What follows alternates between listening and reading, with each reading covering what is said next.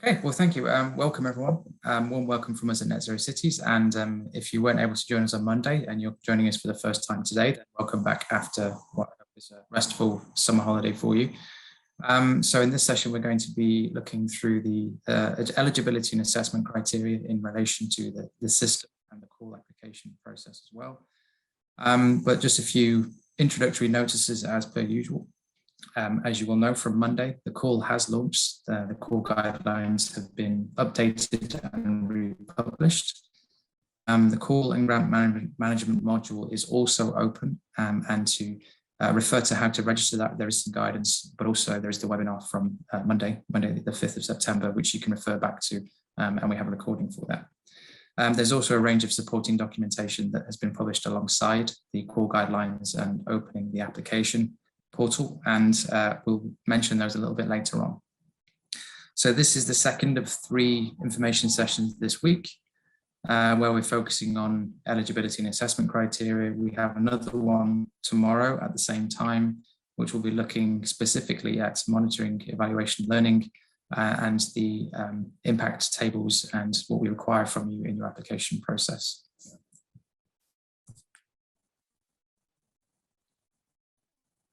So as a reminder, this webinar is for both mission cities and non-mission cities. The Net Zero Cities call for pilot cities is an open call for Horizon 2020 or under Horizon 2020.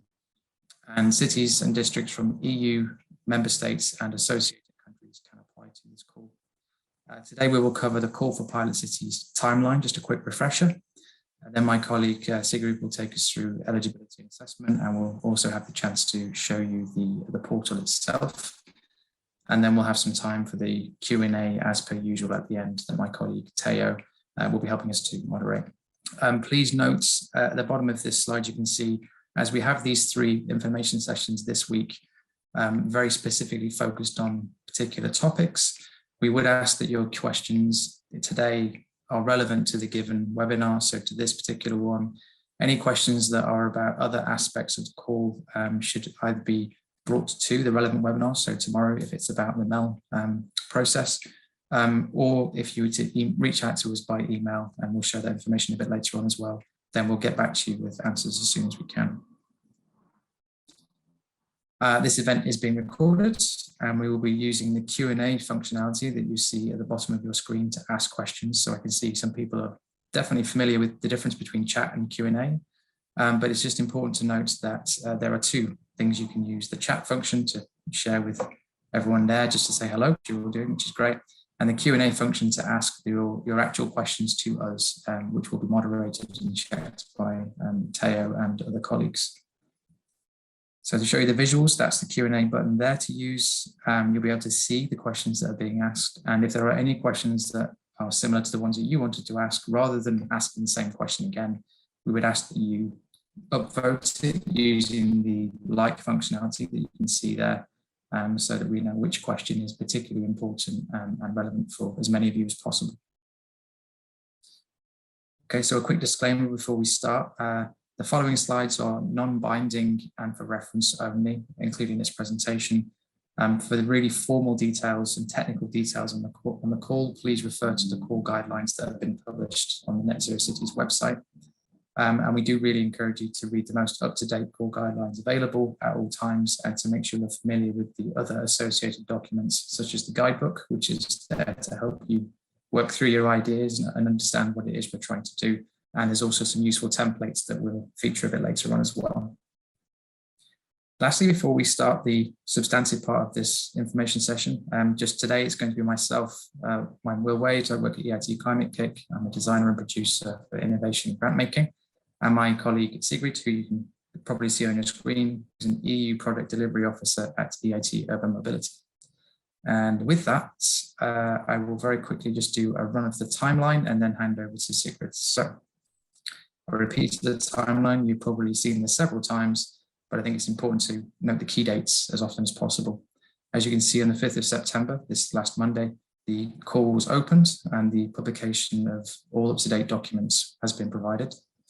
There are these webinar sessions this week, the 5th, 7th and 8th of September, and all of these will be recorded and shared following the closure of the information sessions.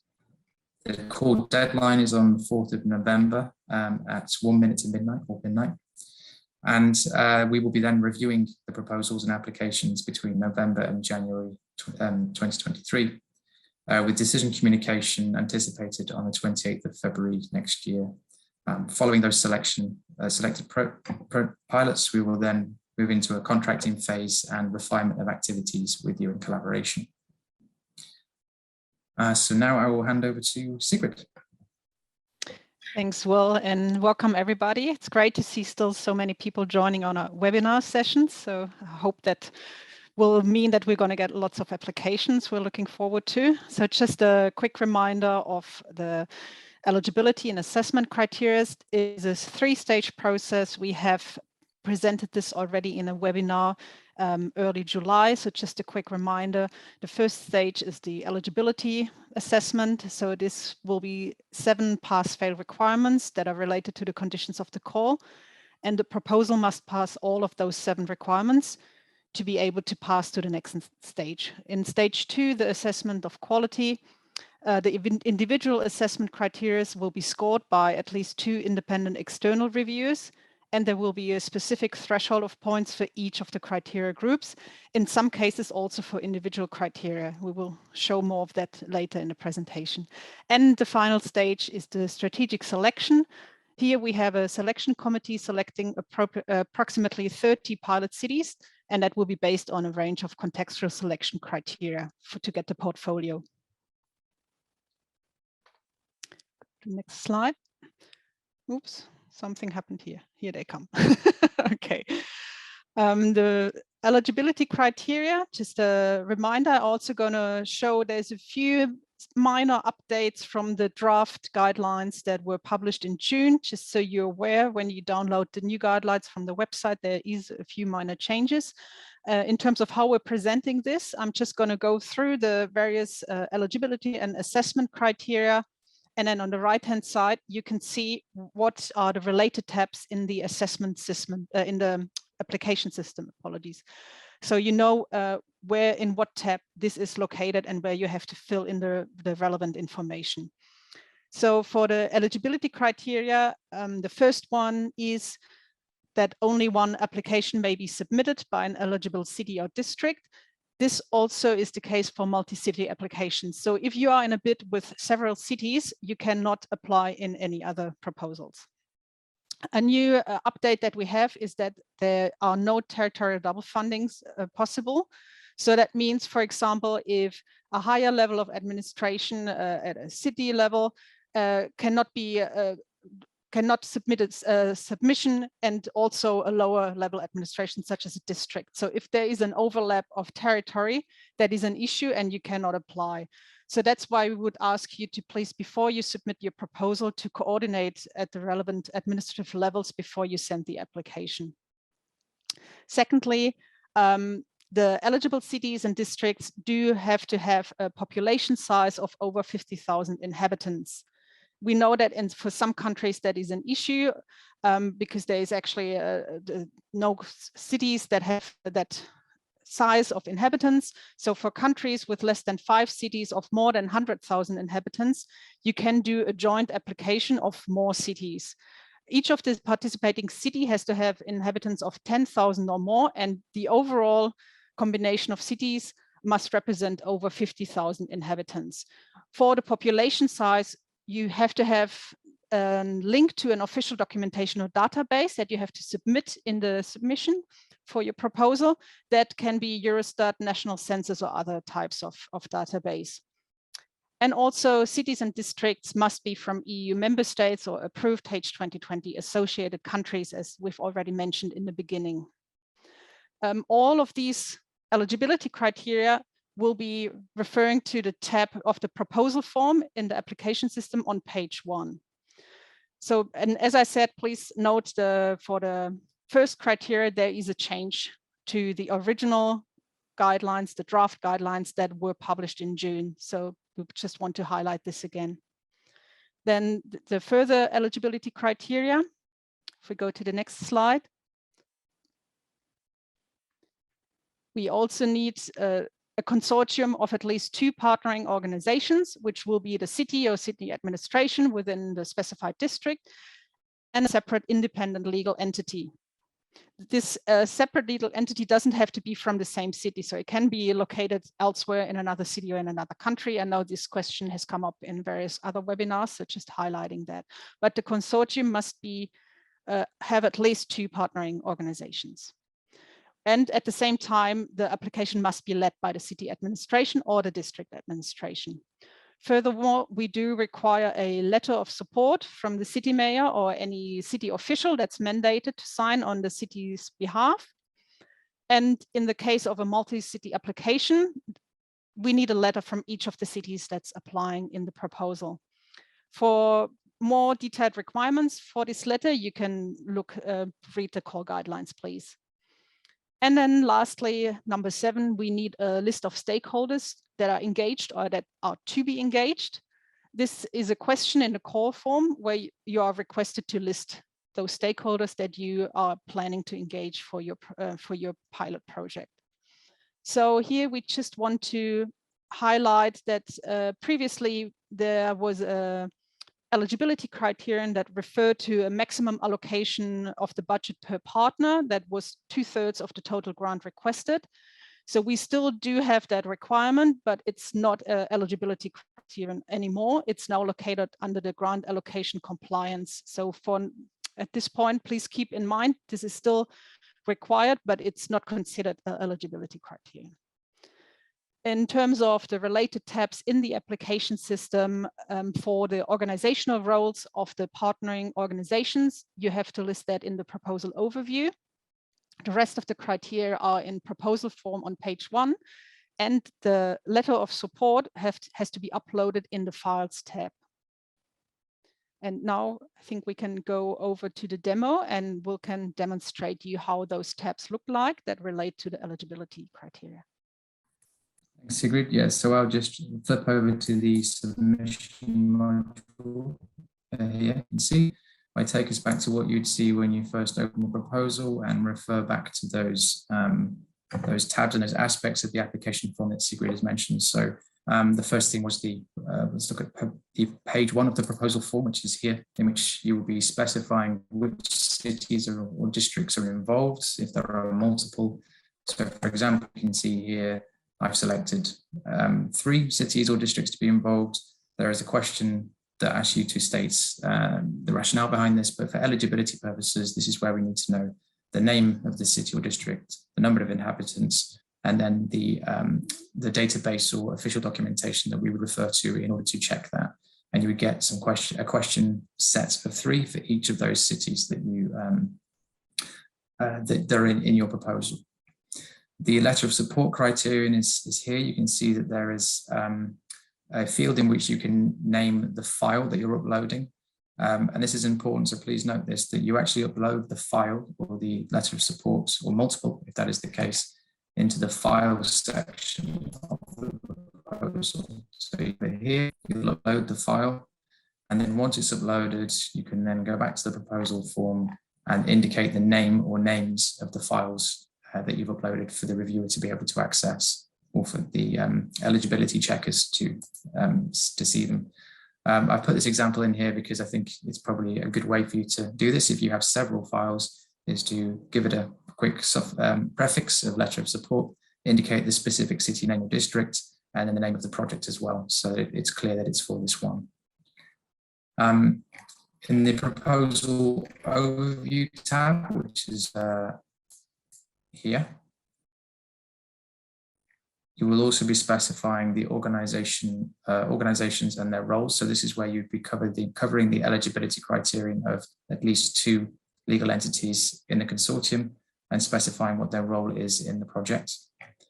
And then if I just go back to the proposal details, which gives you the high level information when you created the proposal, it will specify the lead city and where they're based, which is also part of the eligibility criteria.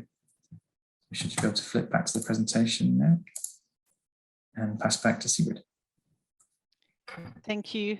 Yes, now we move into stage 2 assessment, which is done by the independent external experts. So each of the criteria is scored on a scale of 0 to 5, 0 being not, there's not sufficient information, or 5, it's sufficiently answered. And then the score across all the categories is totaled and produces a ranked list of proposals. The maximum available score overall is 115 points, but you have to have a minimum threshold score in each of the 3 areas to proceed to the next stage to the selection committee. So we have the 3 criteria groupings, which is mandate to act, capacity to act, and impact. Mandate to act has an overall of 35 points over 7 criteria. The threshold here is 21. But there is another requirement that you score at least 6 points against the understanding the problem group and at least 3 points against the criterion orienting to solutions. For capacity to act, we have also 35 points across 7 criteria in total. And again, the threshold required is 21. But here in the cross-cutting considerations, you need to score at least 3 points to move ahead. And then lastly, we have impact with 45 points across 9 criteria. And here the threshold required is 27 points. Go to the next slide, please. Thank you. So just as a bit of a general overview of this group, mandate to act, of what this is about. And here we're talking a bit more the high level intentions of the pilot cities and the approach. So we know that working on system transformation requires a strong political and public mandate. So that's why here we want to highlight the importance of having a strong political backing and mandate. And also we want you to demonstrate how your activities and how your proposal links to and integrates with your city programming and the budget. And overall, we want to see an approach that emphasizes the collaboration, participation, and experimentation. This are very strong factors within our approach. When we talk about understanding the problem, we mean that there's a focus on the relevant GHG emissions, and also that there's a definition in terms of what structural, technical, institutional, socioeconomic, and cultural barriers there are in implementing the activities to reach the reduction of emissions. So it's really understanding the systematic problem across all the emission domains and across the barriers that exist.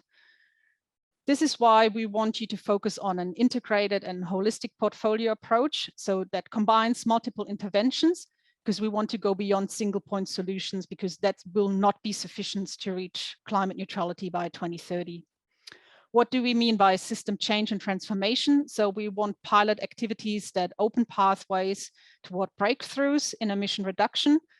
And we're looking for triggers and dynamics across technology, governance, policy, finance, and business models, what we call the levers of change. So we want to really have this transformation across the system and across domains and be a holistic change. And how does that look like in the criteria? So here are the different groups of criteria in the mandate to act. So again, here on the right-hand side, we have the related tabs in the application system. Here, for example, in terms of the net zero carbon emissions ambition, we want to see that you are committed to climate neutrality by 2030, and there's formalized evidence of this commitment. That's why we need some documents supporting this commitment. This can be a city council resolution, strategy, or some other official document adopted by the city council. Important here is, and that's an update from the previous guidelines, is this supporting documents are required for all applying cities, independently of their mission city status. So the mission city status alone will not be sufficient. You still need to submit the documentation that is formalized evidence of this commitment. Then for mandate to act, we want to see your overarching vision for climate neutrality and also existing activities that will support this and the pilot activities. And we want to understand that there is some sort of high-level political support and endorsement from the city, and also that this links to the city budgeting and programming, as already mentioned previously. These are 15 points in total. Then the understanding of the problem, 10 points. We want you to focus on the relevant and important emission domains. And we want to see that you've identified systemic barriers and opportunities relevant to the concerned emission domains. In terms of orienting to innovative and systemic solutions, and again, here important again, that here you need an individual threshold of at least 3 points. So here we want to see that you've identified relevant entry and intervention points for the pilot activities. So really it is about how your pilot activities and the interaction of the different activities will target systemic change and transformation. So this is one of the crucial points in your whole concept. So we want you to really give special attention to this one. In terms of the related tabs in the application system, here we're again in the proposal form. You will see a lot of the really tailored information towards your pilot activities are in the proposal form. In this case, it's page 4 and 5. Again, the supporting documents you will have to upload in a separate tab, which is the files tab. In this case, it's the document that supports your commitment to climate neutrality. And then also in the proposal overview, you have to select your levers for change and the emission domains. And we again will see that in the actual system. Yeah, thanks, Sigrid. So if I just flip over again, first I will, as I'm in the, I'll go to the proposal overview first, which is the last thing that Sigrid mentioned, where you can select the levers for change that your pilot activities will be focusing on. You can see that at the top of the screen here, where you can select from the 6 that have been put in there that align to the guidance, the guidebook that we published in June, I believe it was, earlier this year. So you can easily just select which ones you want to focus on and then add them here. And the same process for the emissions domains, and these are the ones that are also aligned to the guidebook and aligned to the EU info kit for cities as well. So you can select which ones it is that your pilot activities broadly relate to. If they're not entirely exact, then please choose the closest ones to those emissions domains in your city. And then there is opportunity to further elaborate that on the proposal form itself. I'll show that now. So on the proposal form tab here, you can actually just flick between the different pages at the bottom. You can see it says 1 of 10 here, and you can move between the pages here. Unfortunately, you can't skip, so you will have to go through them one by one. They're not too long, so it should be easy enough. So page 4, you can see here has the heading Mandate to Act, Ambition and Mandate. And there are the tailored questions, as Sigrid mentioned, around where we try to make sure the questions we ask do line up to the criteria, so it's quite clear. We have the formalized net zero carbon emissions ambition here, and then the documentation that you would upload in support of that. We have your response to overarching vision for carbon neutrality, political support and endorsement, city budgeting, and then complementary city programming as well. And then on the following page, let's get through. Yeah. Continue mandate actors up here with the subheading of understanding the problems and orienting to solutions. You can see the questions again very directly tailored to the assessment criteria. So which emissions domains you'll be focusing on and their relevance for your city. Some information on high-level progress against decarbonisation in these emissions domains to date. The barriers and challenges that the pilot activities will look to address and challenge. And then under orienting to solutions, it's the levers that you will have already selected, again, in that first proposal overview tab, and their relevance for your city and your ambition, and then the anticipated interaction of these and entry points for these levers of change. Just a small thing to mention, these questions are obviously quite short, but you can see a lot more information if you hover over the little information button. It gives you more information about what we're looking for in that particular question. Finally, just as before, if you are uploading supporting documentation around the question of your city's ambition and formalized net zero carbon ambition, then it's the Files tab again. And then once you've uploaded the file in this area here, you would then just provide the name of the file in the given field. So I'll go back to the presentation now, and we can move on to the next one. Thank you. Yes, we're coming to the second group, which is capacity to act. So here it's really all about bringing the right people on board and making this a collaborative effort. So we know to tackle the climate crisis, we really have to become more democratic, more collaborative, and collectively action oriented. And that's where to show it in this part. So we want to build coalitions for change. And of course, each pilot activity needs its own coalition for change. So that's why it's important you identify the right key stakeholders, the affected community and citizen groups, the key ecosystem actors, and also what partners you need to deliver and implement your pilot activities. So we want to see that engaging citizens and urban stakeholders is something you thought about, and there needs to be a meaningful and inclusive participation and for just transition. And also, while you identify, of course, the citizens and urban stakeholders you require to implement successfully your pilot activities and to move towards climate neutrality, it's important that you also address the capacity and ability gaps and the needs in your city and the key stakeholders that you might still missing. In terms of longevity of the pilot activities, we also want you to look at financial sustainability and how to potentially scale your work that you implement through the pilot activities. So in terms of actual criteria, that's how this looks like in the assessment. We have 4 different groups. The first one is collaboration and engagement with 10 points. So again, here it's really about identifying the right stakeholders and citizens and how you will engage them. And then in the cross-cutting consideration with 5 points, again, here, please be careful. This is a criterion that has an individual threshold of 3 points. So we pay specific attention to this one.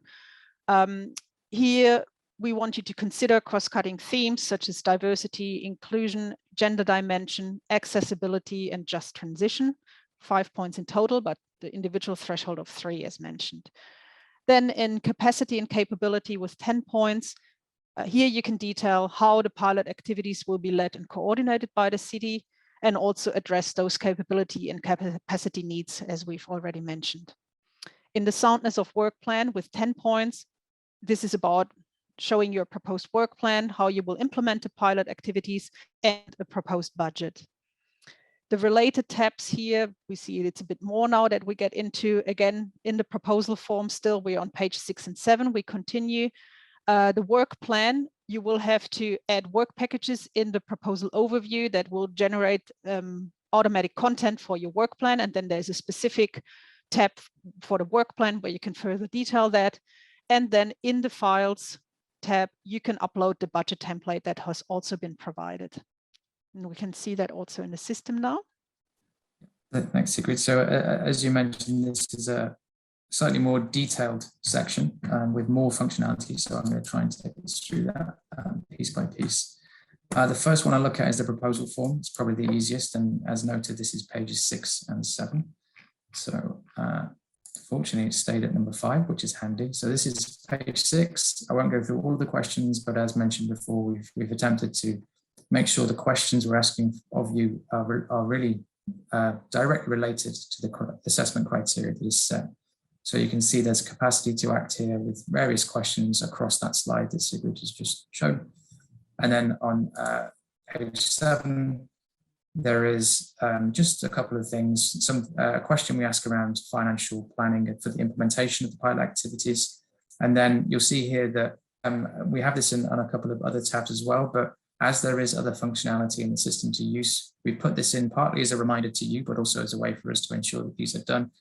The completion of a work plan question, you just say, when you've done that, click complete, and then that's done. And the same here for when you've uploaded the budget into the files tab, you can click complete and say that's done. So to move now to the work planning, as was mentioned in the proposal overview, this is where you can add additional work packages. You can see I've already done that and pre-prepared a little bit. In all proposals, they will have an automatic work package 1 that's created that will just be the title of the project, but you can edit that name with a little down arrow on the right-hand side and just click edit. There you go. You can change the name. And if you want to provide a short description here around what this work package will focus on. Then by clicking the new button here on the right-hand side, just above, you can create new work packages in whatever order or fashion you wish. As you can see here, I've created a number just as examples. Now that I've done that, when I click on the work plan tab, just at the top here, this is where you can actually detail out using the system functionality what your key deliverables or outputs will be for each of the different work packages, and then the activities that linked to those. So again, for example, if I want to add a deliverable or output for this first work package here, then I would make sure it's selected with a little tick box here on the left-hand side. And then I would click on work package to add the deliverable to and click next. And then it says, what do you want to do? What action do you want to do? And you can add a deliverable or add an activity. The way that the system is set up is that deliverables are substantive deliverables or outputs from a piece of work or that sit under a work package that substantively deliver what it is that work package is meant to achieve. And then activities are the sort of sub levels of the deliverable itself. So what are you going to do to actually achieve that deliverable? So the best thing to do is to add the deliverable first, click next, and then you can give it a name. You can then give that a start date. So let's say we're starting actually from today, and then an end date for this first deliverable, perhaps the end of this month, and then a short description here. And then click next. What that will do when this refreshes, and there's a little refresh button on the right-hand side here, which you can see, it will add it to a automatic Gantt chart, which you can see here. Then you just repeat the process. So for the same work package, I'm now going to add an activity. And then you get to select the deliverable to which that activity associates. So if I just go through the same process, this might then start today, but only last for the first week. It was just to start the activity.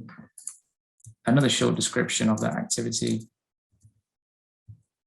And then next. And you'll see that when I refresh the table, that will sit under the deliverable. So the deliverable sits at the higher level, the activity sits underneath it, and you can see that it runs alongside the deliverable timeline. When you've added all of these different activities and deliverables to the different work packages, you can then visualize either individual ones, so I can only look at work package 2, or I can see work package 2 and work package 4 together, just as a way for you to be able to organize how you see things before you submit it.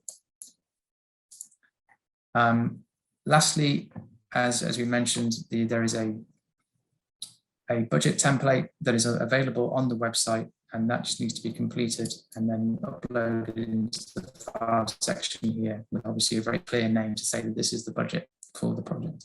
Okay. So back to you now.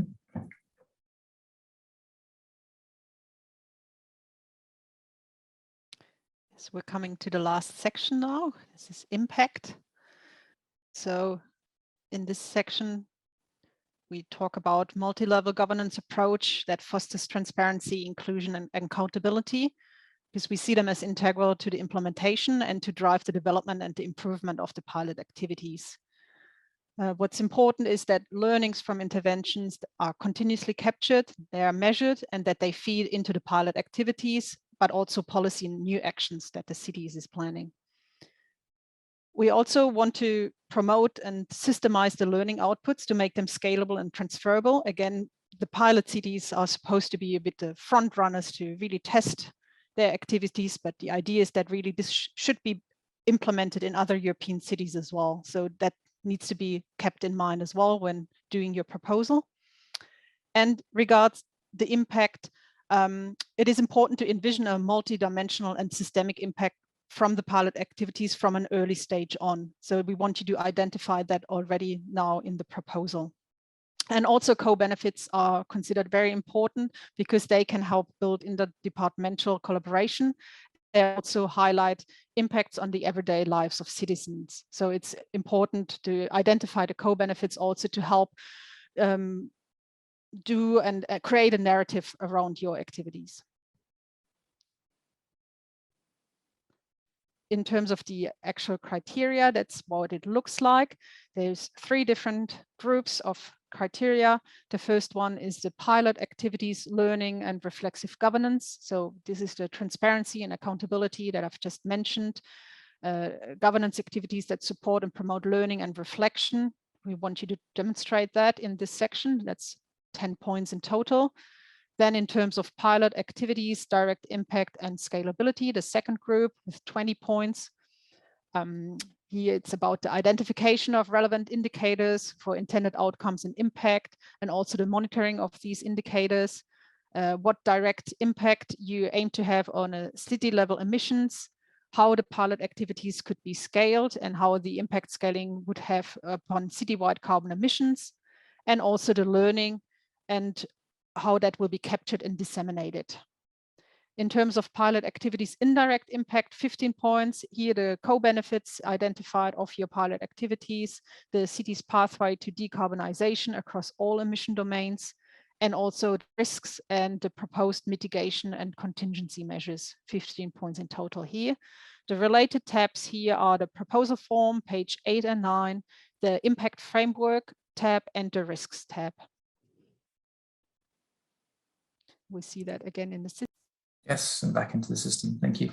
Okay, so I will start again with the proposal form because that's probably the easiest to begin with.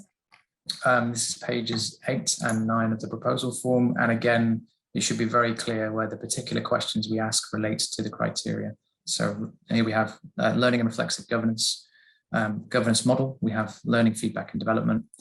Again, this is another one of those questions where it's just for you to be able to check that you've done something. So when you've completed the impact framework, which I'll show you in a second, you can just select complete. And then we have some of the questions around reducing emissions, scalability, learning and transferability or replication. Page 9 then focuses on the mentioned city pathway to decarbonisation. So how the ways in which the pilot activities will contribute to how the city takes forward decarbonisation across all of its relevant emissions domains in the future, not necessarily under the auspices of the pilot itself, but it's that thinking and that learning process that we're interested in as well. And again, a couple of completion questions when you've completed the relevant tabs. So those are the questions in the proposal form. I'll go to the impact framework now. To say, I won't go into a huge amount of detail on the functionality behind this one, like I did with the work plan, because that will be partly the focus of tomorrow's information session. You can see at the top, there's some detailed guidance here as well. And as there is on the guidance page at the left-hand side of the screen as well, which I'll perhaps show at the end.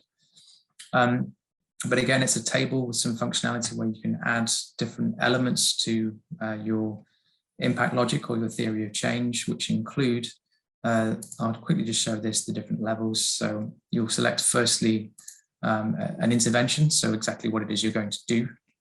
And then against those interventions, you'll be listing out what are the early outcomes, later outcomes, and potential long-term impacts, and then any associated co-benefits at any one of those different levels. When you come to select the long-term impacts, later outcomes, earlier outcomes, and co-benefits, you will also be asked to supply some information about the definition of this, but also how you intend, what indicators you intend to measure against, how you will do that, and then any expected targets for those indicators for the duration of the pilot activities. Just a quick one to note, and this is in the guidance, when you select and input an intervention, you don't need to provide any of the information about the indicator, the measuring of progress or the target, because those three fields are specifically about the outcomes and impacts rather than the intervention itself. But a quirk of the system means that those questions do show up even when you select intervention. But just to note, you don't need to actually put any information in these questions for intervention. But we'll go into more detail on that tomorrow, and we'll be presenting alongside this table the actual Net Zero Cities theory of change model to hopefully orient yourselves to the way of thinking as well and the way to put this together. An important reference point also is always to look at the guidebook that we published, because that gives you some useful information and links to help your thinking in constructing an impact framework for your pilot activities. Lastly, on this section is the risks area. This is hopefully quite straightforward. It's just a relatively standard risk framework. So on the right-hand side, when you can create a new risk register, you can give it a name, and it's probably just, we don't have any particular need or want you to have several risk registers. Just the one for the project is fine, provided it's sufficiently granular. And then once you create that risk register, you can click into it and begin adding, when it loads, individual risks under this.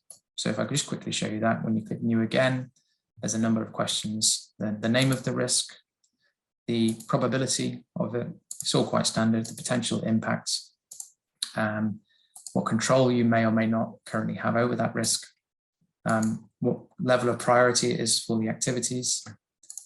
There's a category one as well, so you can define what kind of risk it is. And we've given some categories here as guides, but also there is an other one as well in case it doesn't neatly fit.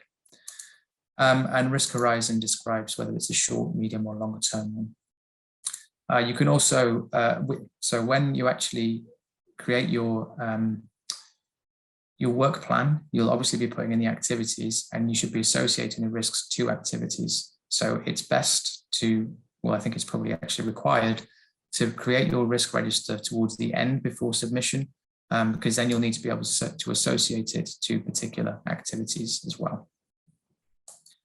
At the bottom, there's the usual narrative around describing what the risk is, mitigation strategy for that, and any additional notes you would want to make for yourself. As I say, something else is probably just worth highlighting. There isn't an obvious back button to go back to the project. So you can see here where it says project, and this appears just about on every screen.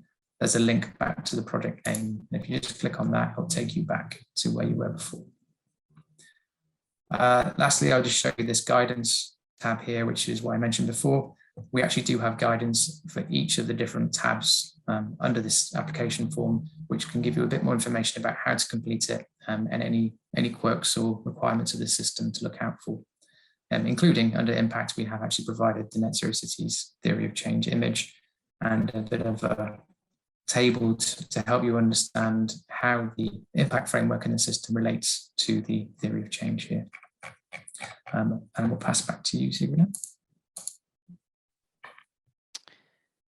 Yes, so this is the end of the second stage assessment. And if you passed all the thresholds of the three groups, then you move on to the stage 3, the strategic selection. Here we have a selection committee that's composed of 2 members of the executive committee, the coordinator, and potentially an addition of an external independent observer or various observers. It's important to mention that this is a contextual judgment, and it considers and prioritizes a portfolio of pilot cities. So there's various aspects that the strategic selection will take into consideration. And in this specific order, it is the geographic diversity and the EU dimension. So details for this can be found then in the proposal detail in the form. The diversity of city size, this is what you will enter in the proposal form as well. And the diversity of emission domains and barriers and the identified levers of change in the proposal overview as you select there. And of course, the score in the quality assessment as the last criteria in the consideration for the strategic selection. If in the quality assessment and the strategic portfolio value add assessment, there should be an equal scoring of projects, then we have the following parameters to decide. The priority will be given to those scoring highest in the grouped impact criteria, so the last group in the second stage assessment.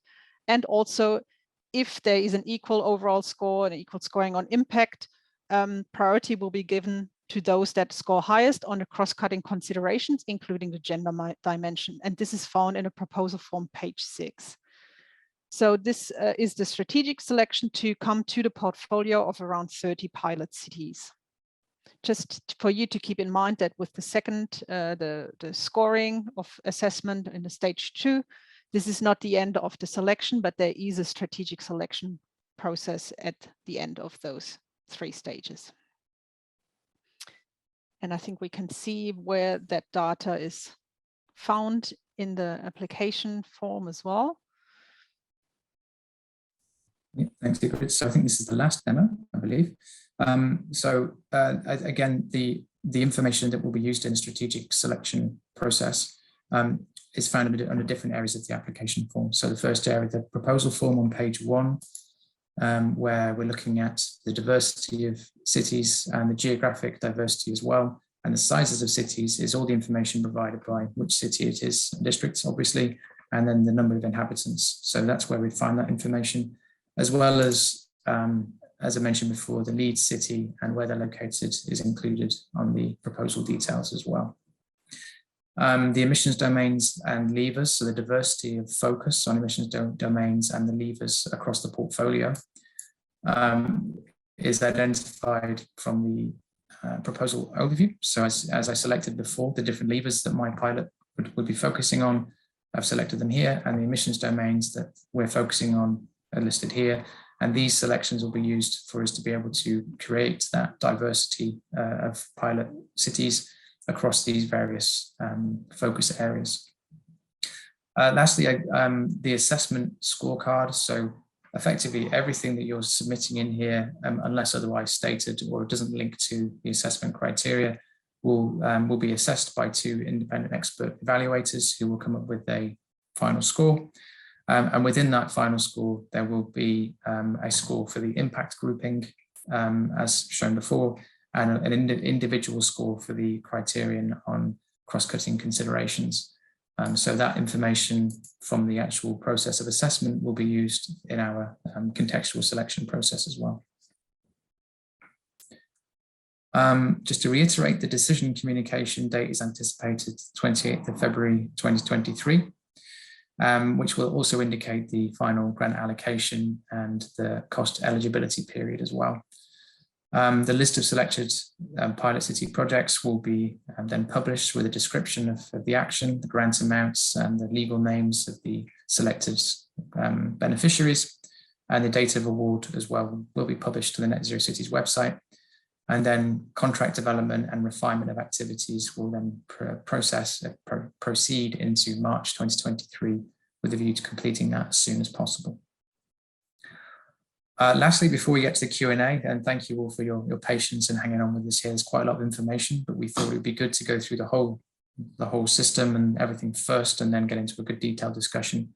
But finally, just to finish on, this was also shown on Monday, and I just want to reiterate it. Some recommendations from us is please do register with the system, familiarize yourself with it, with the different tabs that I've shown today and the functionality. And please do absolutely read the guidance and ask us any questions via the relevant communication channels as well. You're already here, but attending the webinars is great. And for those who are joining us in recording, then thank you for doing so. These are really important times for us to be able to communicate with you and also have questions from you as well. And also we would absolutely encourage you to download the templates that are available on the Pilot Cities website, which is a template of the budget table, as well as the proposal form as well. So you can start collaborating and working offline with your collaborators so that you are effectively ready to put things in the system when you come to that point. Just an important thing to note in the system, it does say against every narrative question in the proposal form, it will specify the maximum number of characters or max chars. Where it says 2,500 or 500 or a different number, this is inclusive of spaces. So that's a really important thing to remember. So you don't overwrite to 2,500 characters, not including spaces, and find that it doesn't fit into the call form. So we'll make sure that guidance is included in the system shortly, and as nice and bright as this as well, so people don't miss it. And for questions and support, please do reach out to the Pilot Cities email address. There's a number of us who will be monitoring that, and we will try to respond as soon as we can. And we will also use those questions that come to us to complete our frequently asked questions or continuously update that, which is on the website as well. And in the system itself, there is the functionality to reach out to us by tagging us at Climate Kick in the support and collaboration function. It didn't show that, so I quickly will, just over here on the right-hand side. If you tag us here, then we will get a notification that you have a question about the system, and we will get back to you as soon as we can.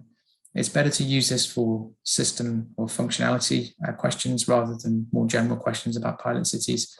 So we'd encourage you to use the Pilot Cities email address for that route instead. With that, I think that is now Q&A time. Yes, I will pass over to Taya. Hi, everybody. So we got to the fun part at the end with the Q&A. We received quite a lot of questions. Some of them they were answered already in the answer box.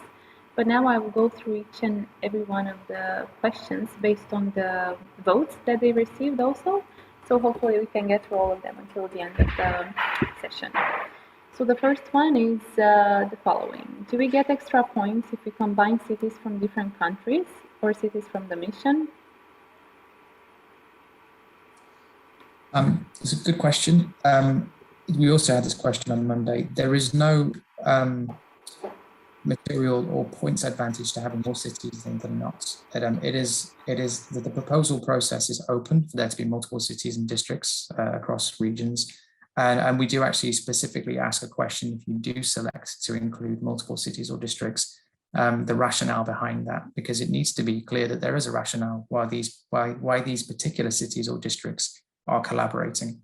But there is no technical advantage to having more cities or districts than applying just as one. Though clearly, when it comes to certain other criteria in the guidelines around potential scalability, replication, and learning, there might be some other advantages to having that already within the consortium. So there's no direct, if there are more cities, there are more points, but because it needs to be well justified, well planned. So hopefully that answers the question. Joanna, is there anything you'd add to that?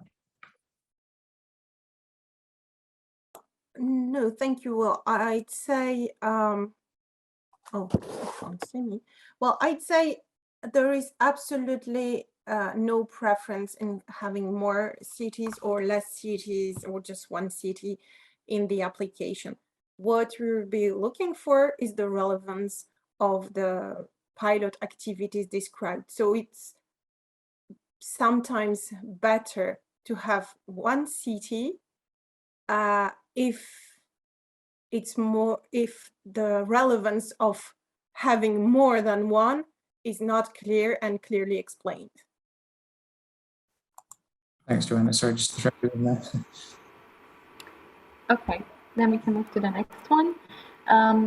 Is the question, isn't the criteria to work on a holistic portfolio contradictory with the guidelines to choose one of the domains to act, food, mobility, etc.? I can take this, and Sigrid, please feel free to build as well. So the guidelines don't indicate that you should choose one domain. You could choose one and tackle that particular emissions domain that might have certain barriers that are relevant to wider city transformation, and that in that pilot activity you might utilize a number of levers in order to try and tackle that particular emissions domain. Or you might look at several emissions domain and just one or two levers and see how those can overcome certain barriers at the city level across various emissions domains. So really you can go in any direction with that. In terms of a holistic portfolio, that might be slightly misleading. We're not talking about the pilot activities having a holistic citywide city emissions reduction over 2 years. That would clearly be out of scope for both 2 years, but also the funding available and what we're asking for.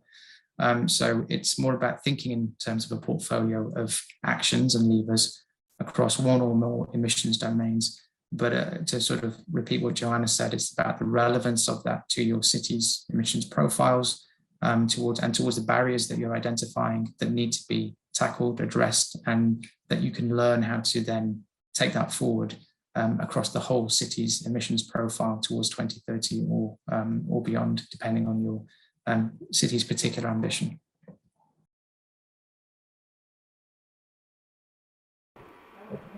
Okay, should we continue? Okay. The next question is, if a city does not have evidence of formal commitment to become carbon neutral by 2030, is it still eligible for funding? Yes. So the eligibility criterion there is an eligibility criterion around there being a letter of support from the city, which is a pass-fail. The ambition question is about asking you what your ambition is, and then there is information in the core guidelines on how we score that ambition. So it doesn't have to be 2030, but those with 2030 target and some kind of formalized ambition, whether it's a city council resolution or something similar, would therefore score higher than those that might have a much later ambition or not have specified an ambition and may not have this formalized. So it's an assessment criterion rather than an eligibility criterion.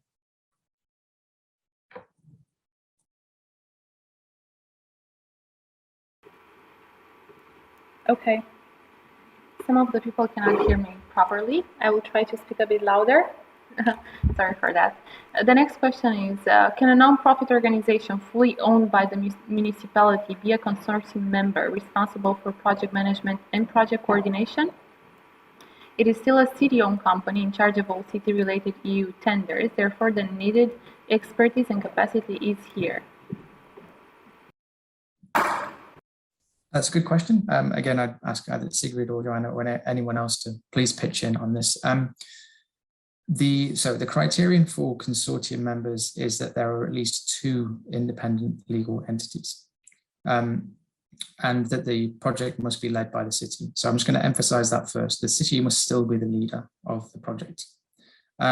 But an additional consortium member could be a fully owned organization, provided it is still a separate legal entity from the city itself.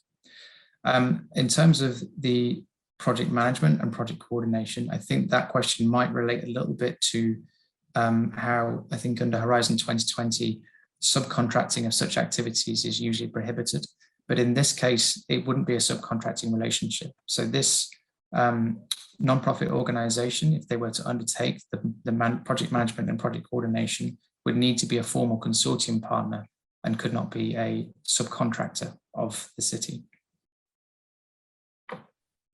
Maybe I can just add, if that organization is not a separate legal entity, then that just means you would need an additional partner. It doesn't mean that you couldn't go ahead, but you would count as one partner only because you're not a separate legal entity. So you would have to find a second one to be able to apply. And I would add to that, because it's a very specific situation. So can you please contact us by email describing this specific case if you have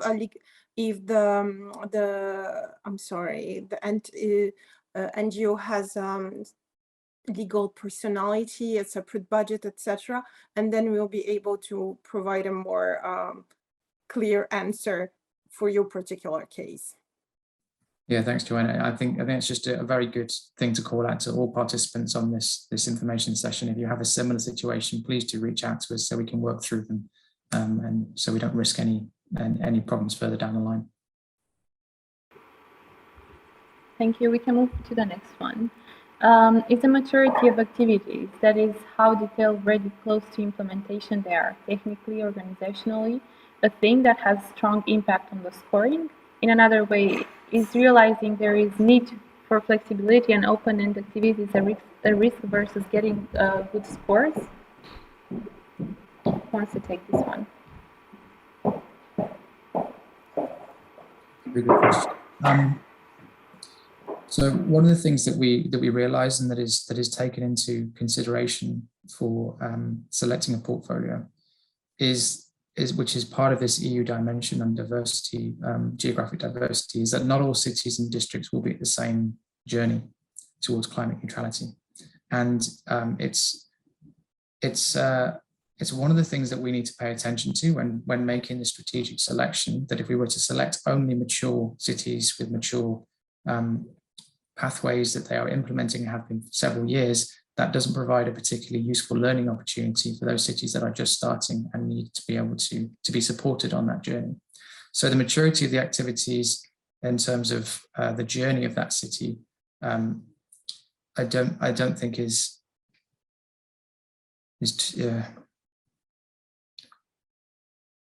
too much of a problem. It's about how they are articulated, how they relate to the city's particular barriers they've identified and to the emissions domains of that city, and to the levers that they wish to experiment with.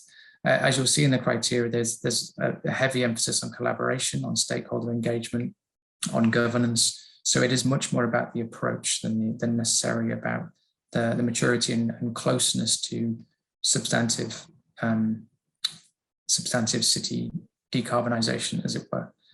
How that relates to the impacts, this is why we have, and this I think is probably best that this question is further explored tomorrow in the information session, but this is why we are looking at a sort of theory of change approach, which is looking at these early changes and later changes and then potential longer term impacts, understanding that these won't necessarily happen in the timeline of or the lifetime of the pilot activities themselves, but that's the activities seed, and there is a seed the future, later outcomes and longer term impacts, particularly in relation to the how far along that city might be on their journey towards climate and towards carbon neutrality.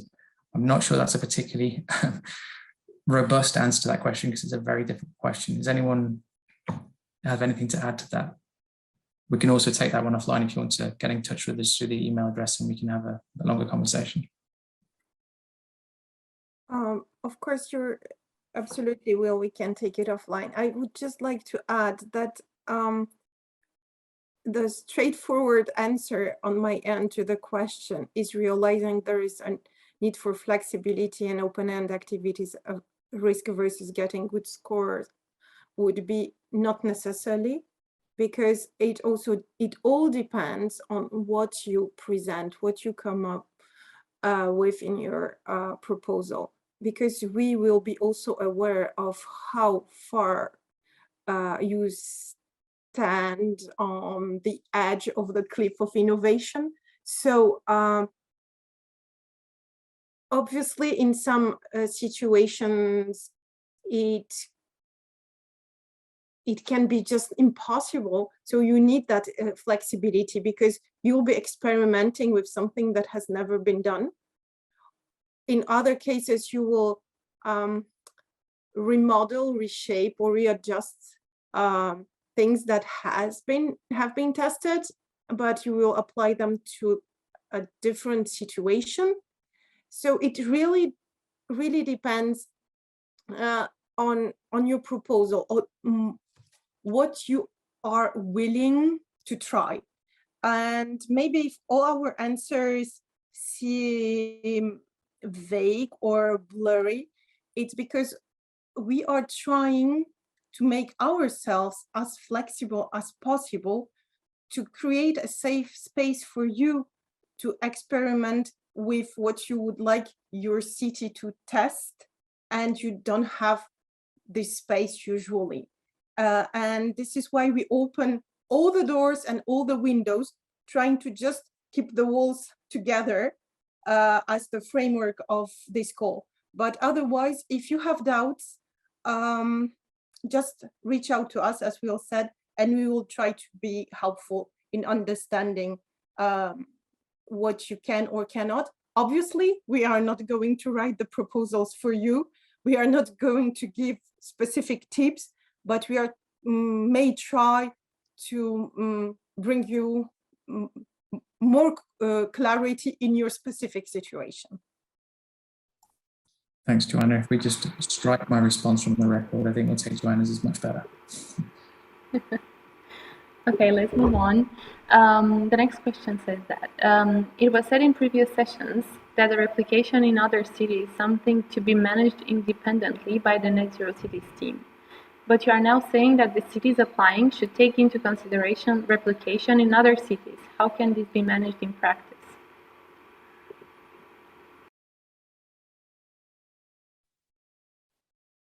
Maybe I can also chip in here a bit. I think what we're talking about here is more the actual scaling within the city rather than replication in other cities. So this is one of the important factors you should take into consideration, how you can scale up your activities within your own territory. And in terms of replication or transferability, it's more about how you intend to capture your learnings and to capture the knowledge that you will generate in your activities that can then be applied in other cities, rather than already in more detail think about how it can be replicated in other cities, because that indeed will be done in the twinning program. Yeah, exactly. Just to build on that, it's another very good question. It's not that we would be asking you to have a plan and put time and work into developing a plan for then how you could just give it to another city to replicate, but it's about, as Sigrid said, in what way can you see that that the learning that you take from this activity could then be replicated in other cities, which serves that criterion around the EU dimension. But also, as Sigrid says, there is a whole stream of activity within Net Zero Cities that is looking at replication and replicability, which is partly the city learning program, but is of course the Net Zero Cities platform itself, where we're looking to showcase case studies and good practice and outcomes that can inspire other cities to attempt to try it in their own spaces as well.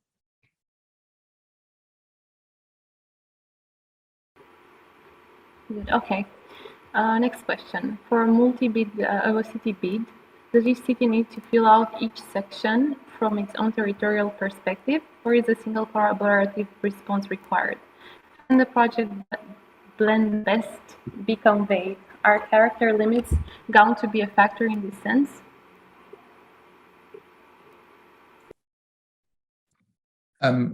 Yes, good question. So each city doesn't fill out a duplication of the form itself. And this is one of the important things to note about a multi-city bid, and why we mentioned the need for the applicants to explain why they are coming forward as multiple cities, because in effect it is one set of pilot activities. It is one group implementing in a way that is supposed to be serving the needs of all, or in some way they are, I don't know, there needs to be a strong rationale as to why these cities are coming together. Character limits could be a factor in this, because if you have a consortium of 10 cities, explaining exactly how all cities will be involved would be challenging in the available space in the proposal form, which is why it needs to be really clear what the rationale behind having the multiple cities is. So yes, it is a collaborative response. I couldn't give any particular tips or advice on how to best blend that response. As I say, it's all down to the rationale as to why you're coming together as cities to undertake a pilot city program together, and potentially how you think around where the emphasis is in any one of the particular cities, or whether it's shared across all. These are all questions that you would need to answer yourself, and refer them to the core guidelines and what we're trying to achieve, to see, does this match up to what the core guidelines are for, or what we're calling for, and what the program is about.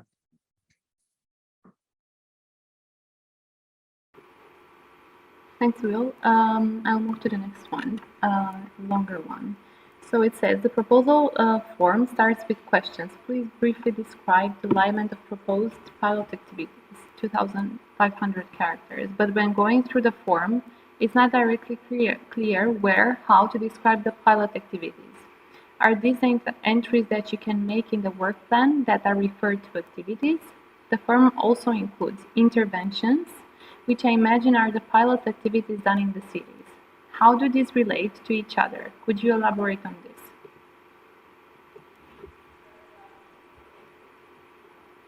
Okay, I'll try and work through that piece by piece.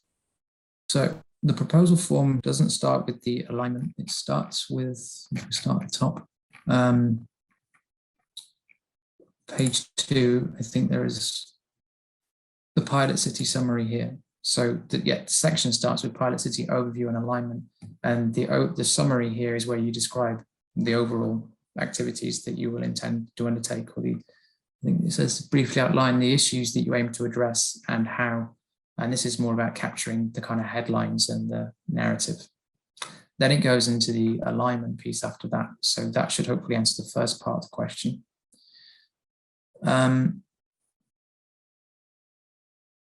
The entries in the work plan. The entries in the work plan would go into more detail about what those actual activities and interventions are. And then the form including the impacts, you see the impact framework that includes the interventions, that is effectively of your activities and of your work plan, which are the specific interventions that will lead to some kind of change and outcome or impact. So it's a kind of, it's a theory of change. It's an impact framework based upon what are you actually going to do and where are you going to intervene and what is that going to achieve. So they do link to each other. There's the overview of the pilot activities, The alignment to the eligible activities is more about ensuring that what you're submitting is aligned to the core requirements and the eligible activities as defined by the grant agreement that Net Zero Cities has with SINEA and the Commission. And then once you go into more detail in your work plan and you start describing the activities you'll undertake, then you will then look at the impact framework and pull out those interventions, those levers and those interventions you will make as part of your work plan to look at what will this do, how will this create change, what kind of impacts can result from this. Anyone else, please feel free to elaborate on this if I haven't been very clear. I think you were clear. Okay. Yeah, pretty clear. Okay, last 3 questions. For multi-city bids, is there a built-in preference for urban-specific collaboration rather than with directly involved more rural authorities?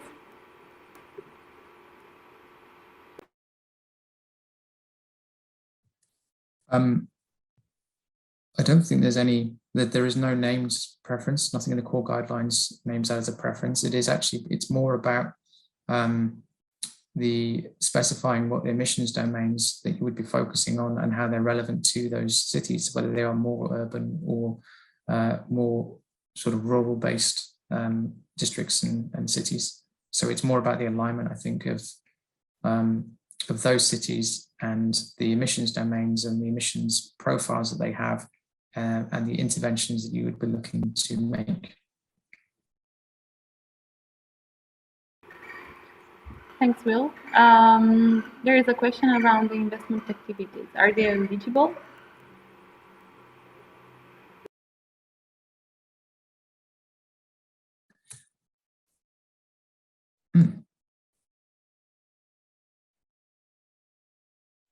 I don't know the answer to that question.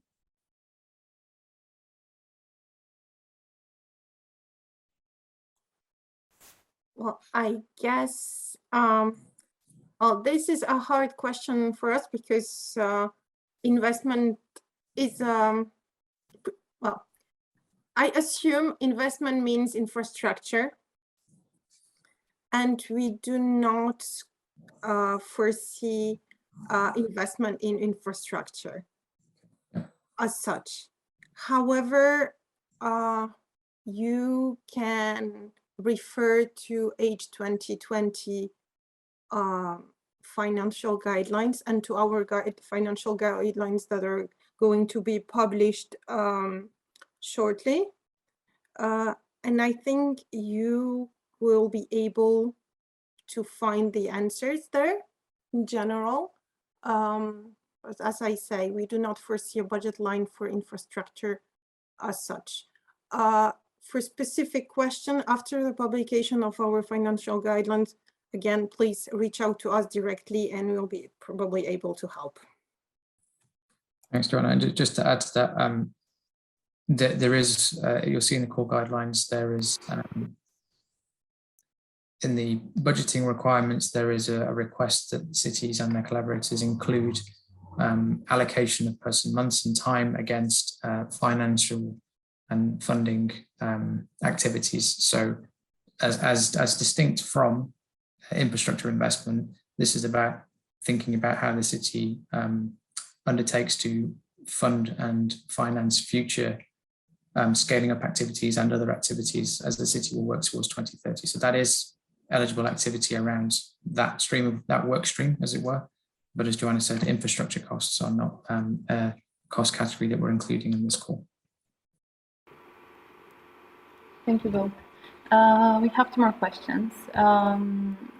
Does quality assessment, including impact, really rank as only the 4th strategic selection priority behind the need to balance geography, size, and domains levers in the portfolio of pilots?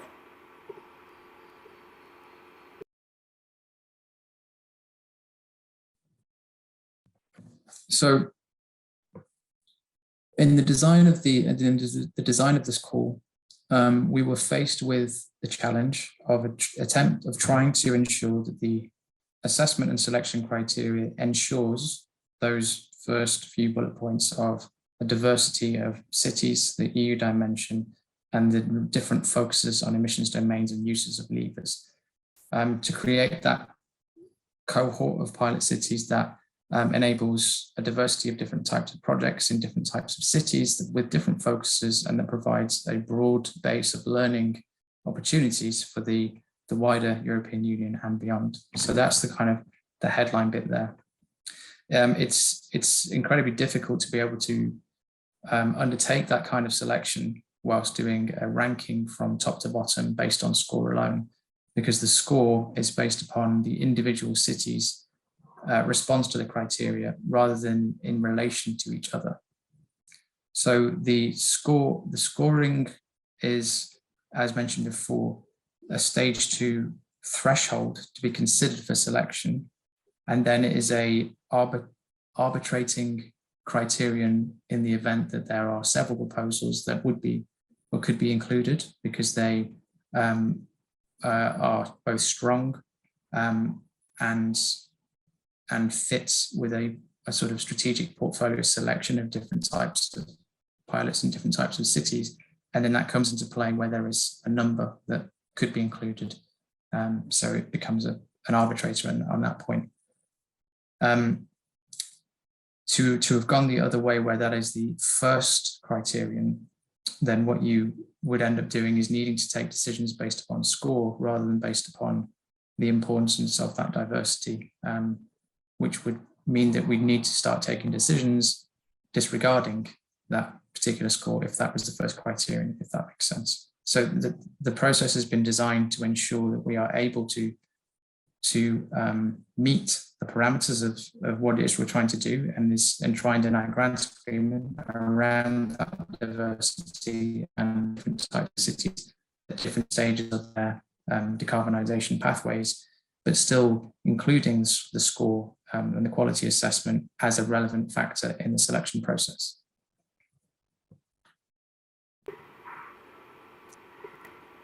Thank you, Will.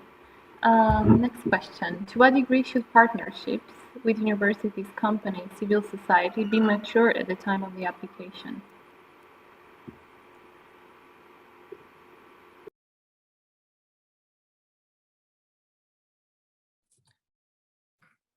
Again, please feel free, colleagues, to jump in with this. I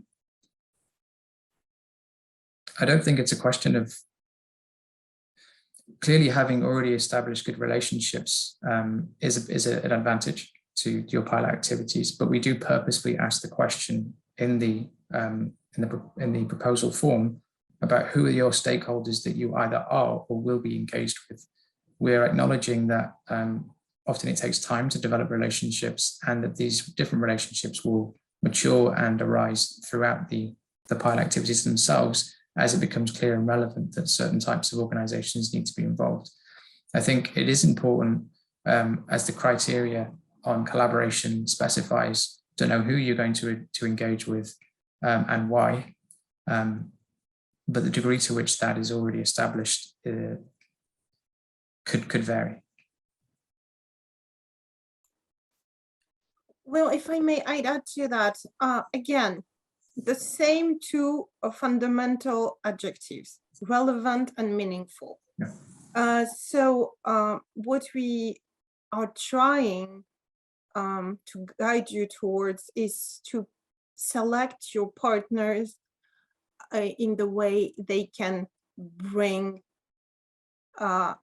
knowledge, bring support, actual knowledge or actual support, everything that is needed, but for your particular pilot activities. It's not because you have a good relationship with this particular university, or you usually work with this NGO or this company, that you have to replicate the same pattern if it's not relevant for your application. You can bring on board a partner that you are not strongly related to yet, if it makes more sense. Just describe why these stakeholders are in or are going to be in for your proposal. This is what we want to see. the why, the reason, not how formal your relationship is at this point.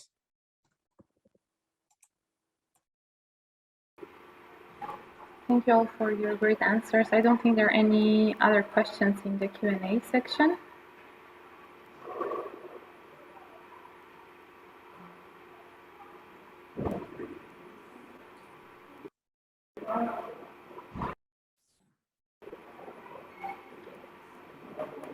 Just move to the final slide. If there are no more questions, then we can potentially close early. And just to reiterate the email address there, there's been some incredibly good questions today, and ones that are